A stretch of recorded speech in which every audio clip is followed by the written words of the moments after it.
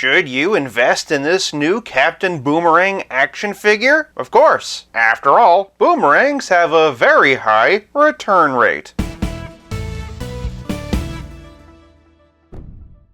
Welcome to 5 Points of Articulation. Today, I'm taking a look at the DC Multiverse McFarlane Collector Edition Captain Boomerang. Starting off with the packaging, and Captain Boomerang comes in the extra wide Collector Edition box. Already, I'm seeing a bit more in the box than the last couple of times, so I'm feeling encouraged. Collector Editions, of course, means silver foil, and McFarlane Collector Edition running down the side. He's number 13 in the series, and simply comes from the Flash. Down here is the UPC for those hunting in-store, and on the back we get some pretty intense artwork. For those wondering, it comes from the cover of the Flash Volume 3, issue number 7, and was illustrated by Francis Manapul. It's not 100% accurate to the figure. The figure has these epic mutton chops, but enough of the broad strokes are there, so I think this is more than fine. And hey, that's gotta be some boomerang if it's blasting a door off the hinges. For packaging, I'm giving Captain Boomerang 5 points. Moving on to presentation, and Captain Boomerang stands at 7 inches and shares a surprising amount of parts from Grifter. It's just hard to tell because of that oversized trench coat. Removing the soft goods and you can see what I mean. The lower extremities are a 100% reuse, as are the arms. It's interesting because Grifter's wearing a jacket, but it's tight enough that it does pass for shirt sleeves. Additionally, McFarlane's done a good job of matching the texture from the sleeves to the new shirt piece. These legs are good generic tactical pants and boots, so the fact that they're reused here doesn't bother me in the slightest. Some nice pouches and straps. Though in Grifter's defense, he did get a little bit of extra paint love. Grifter also got some dry brushing in the boots to bring all that detail out. Boomerang definitely would have benefited from that. Otherwise, and again, the shirt's new and he's been given a bandolier full of boomerangs. Flipping it around and they put all the legal on that back strap, which was very clever. Otherwise, and the only other new sculpted piece is the head. As I insinuated in the last category, I really love the mutton chops, and overall the face has a lot of personality. That said, I can't quite put my finger on it, but there's something about it that feels kinda sloppy. It also feels just a little bit small. Overall, though, I like it well enough. What I'm less sure about is how I feel about the soft goods. Weighing the pros and cons, and much like a boomerang, I find myself going around in circles. On the one hand, this is a very nice material, and I'd love to see McFarlane use it for Michael Keaton's Batman cape. Additionally, the stitching is very nice, and you don't get any frayed edges like you sometimes do with soft goods. At the same time, though, I can't deny that it's just a bit big on him. And just look at how it hunches at the shoulders. Compare that to a sculpted coat with its nice straight edges. Additionally, while the soft goods coat's good for some of the articulation, as we'll see in the next category, it definitely hinders other parts. It also adds a level of bulk that I feel just kinda swallows the figure up. Again, I can't deny that a lot of work went into this, and I'd be open to them experimenting a bit more and seeing if they can maybe get it just a bit tighter. But long term, I'm also worried about deterioration, like with this old Toy Biz Rogue. For the customizers out there, and for your consideration, here are the Hush arms with the coat from Dark Detective Batman. Proportion-wise, this works very well. Admittedly, the holes for the sleeve are a bit on the big side, but it's not getting in the way of articulation, and honestly is the route that I just wish McFarlane Toys would have taken. This is one that I think is gonna really come down to personal preference. A lot of you love soft goods and are probably gonna really dig this coat and scarf. For me, I feel like it buries the figure and hides an otherwise really good sculpt. Without the coat, I'd be willing to give this figure a 5. And again, between the stitch work and the material, I do want to be gracious to the fact that some real effort went into this. But with the soft goods on, he looks like a kid playing dress up in his dad's closet. For presentation, I'm giving Captain Boomerang 3 points. Moving on to posability, and I'm going to keep the coat on because that's the most accurate representation of what he'll look like in hand. That said, for a couple of key sections, I am going to take the coat off. From the top in Digger's heads and a dumbbell joint, he can't look up whatsoever, but can definitely bury the chin. Pretty decent tilt, and all the way around. Moving down, and with the coat on, he can raise his arm 90 degrees, but only bend his elbow this deeply. If you take the coat off, though, you'll notice a rotator cuff with lots of range, bicep swivel on those reused Grifter arms, and a perfect bend using those double jointed elbows. He also has wrist balls that can swivel and hinge in any direction. Moving to the middle, and Captain Boomerang has a diaphragm joint and a dumbbell waist, just because it's easy easier to see with the coat off, and here's how far back he can arch. In fact, he's actually really gappy. Believe it or not, he can also hunch a pretty far amount forward, as well as have a great amount of tilt and twist. Below the pouch belt, and Captain Boomerang has a typical McFarlane hips. His right leg can only kick this high. That's because of this strap. His left leg, however, gets a perfect 90 degrees. Additionally, he has a near perfect split. Very nice amount of twist in the hip, but between these straps and that seam line, I feel like they could have hidden a thigh cut. As I pointed out in the last category, the soft goods coat's great for the double jointed knees. Nice enough bend on those. Moving all the way down, of course, he has toe articulation and very nicely integrated McFarlane ankles that can swivel, hinge, and like Captain Boomerang being mostly known as a Flash villain to being mostly known as part of the Suicide Squad,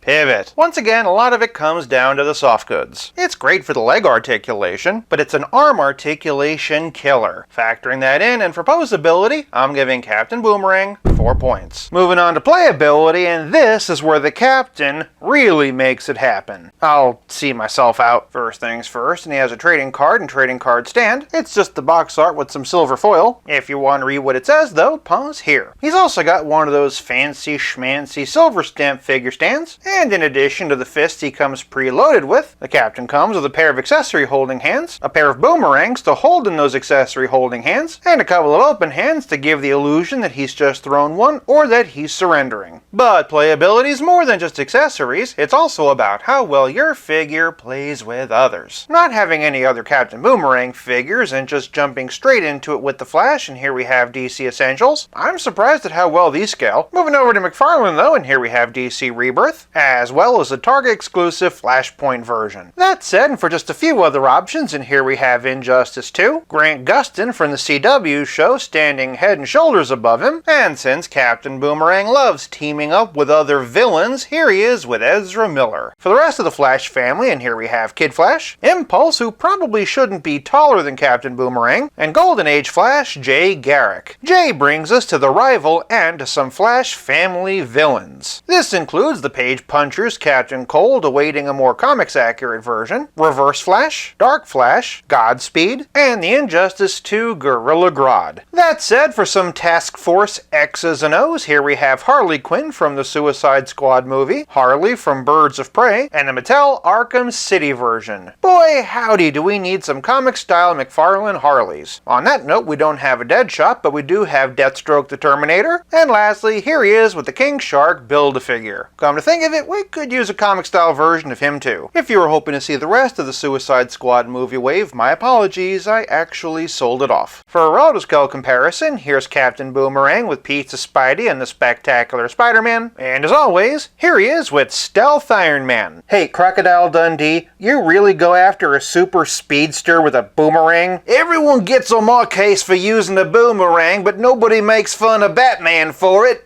Okay, Boomer. While I might not care for the soft goods, the fact that they're removable does add to the play value, and overall I'm happy with the accessory count and how he scales. Turning back around to the positive, and for playability, I'm giving Captain Boomerang 5 points. This leaves us with nothing left to discuss but the price. As McFarlane Collector Editions go, I do feel like there's a bit more value in the box than the last couple we looked at. Not only does George just plain come with more accessories, but regardless of how I feel about it, that coat does still feel like a premium item. If you like what you see, catch him while you can, because once this boomerang is gone, he's probably not coming back again. A much better value than Starfire and Penguin. For price, I'm giving Captain Boomerang 5 points, averaging out to a grand total of 4.4 out of 5. Sound off in the comments and let me know what you think of this Captain Boomerang. While you're down there, let me know which Flash villain you'd like to see them make next. If you like this video, check out one of these. Thank you so much for watching. I'll be back again real soon, but until then, play nice and have fun.